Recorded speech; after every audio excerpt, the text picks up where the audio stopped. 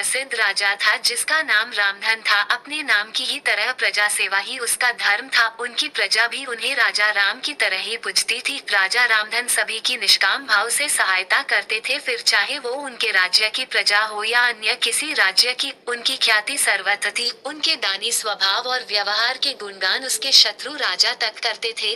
उन राजाओं में एक राजा था भीम सिंह, जिसे राजा रामधन की इस ख्याति से ईर्ष्या थी। उस ईर्ष्या के कारण उसने राजा रामधन को हराने की एक रणनीति बनाई और कुछ समय बाद रामधन के राज्य पर हमला कर दिया। भीम सिंह ने छल से युद्ध जीत लिया और रामधन को जंगल में जाना पड़ा। इतना होने पर भी रामधन की लोकप्रियता में कोई कमी नहीं थी। हर जगह उन्हीं की बातें चलती थी, जिससे भीम सिंह को चैन न था। उसने राजा रामधन को मृत्युदंड देने का फैसला किया। उसने ऐलान किया कि जो राजा रामधन को पकड़कर उसके सामने लाएगा वो उसे 100 सोने की दीनार देगा। दूसरी तरफ राजा रामधन जंगलों में भटक रहे थे। तब उन्हें एक राहगीर मिला और उसने कहा, भाई, तुम इसी जगह के लगते हो, क्या मुझे राजा रामधन के राज्य की तरफ का रास्ता बता सकते हो? राजा रामधन ने पूछा, तुम्हें क्या काम है राजा से? तब राहगीर ने कहा, मेरे बेटे की तबीयत ठीक नहीं, उसके इलाज में सारा धन चला गया। सुना है राजा रामधन सभी की मदद करते हैं, सोचा उन्हीं के पास जाकर याचना करूं। यह सुनकर राजा रामधन राहगीर को अपने साथ लेकर भीम सिंह के पास पहुंचे। उन्हें देख दरबार में सभी अचंभित थे।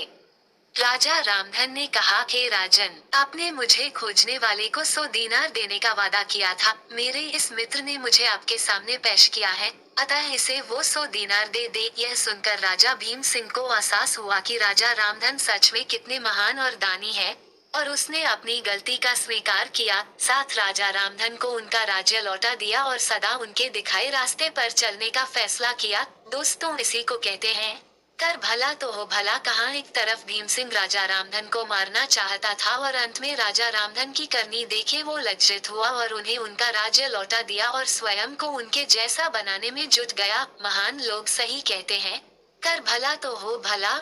रामधन की करनी का ही फल था जो वो हारने के बाद भी जीत गया। उसने जिस तरह सभी की मदद की, उसकी मदद अंत में उसी के काम आई। इसलिए कहते हैं मनुष्य को अपने कर्मों का ख्याल करना चाहिए। अगर आप अच्छा करोगे तो अच्छा ही मिलेगा। माना कि कष्ट होता है लेकिन अंत सदैव अच्छा होता है। कर भला तो हो भला। यह कहानी आपको कैसी लगी?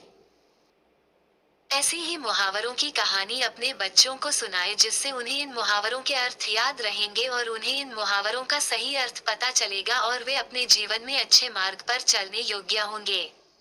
अगर आपको हमारी कहानी पसंद आई हो तो वीडियो को लाइक करें, चैनल को सब्सक्राइब करें। धन्यवाद।